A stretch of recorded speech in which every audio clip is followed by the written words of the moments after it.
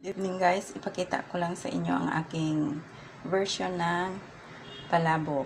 So, ito yung sauce guys. Ang sauce ko dito ay roasted chicken breast na hinimay ko at saka yung sibas fillet na pinan-fry ko ng less oil.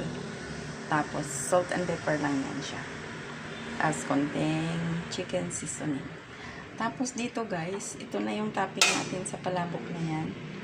May egg, tapos may chicharon, may peanuts, may spring onion, tsaka itong peanuts, yan. Garlic pala, garlic. Yan, garlic yan. Fried garlic. So, yan lang ang aking toppings, guys.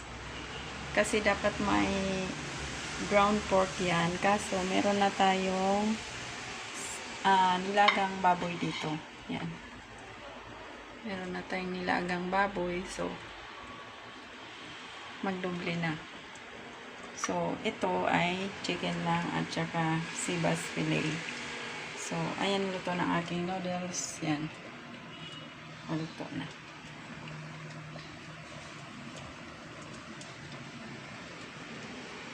Ready to serve na tayo, guys. Yan. Maya-maya, kakain na. So, kanya-kanyang kuha na lang sa toppings kasi yung iba ayaw ng egg dahil kumain na sa umaga. So, tapos yung iba naman ayaw ng chicharon, yung iba ayaw ng bawang. So, bahala na sila mamili doon sa table.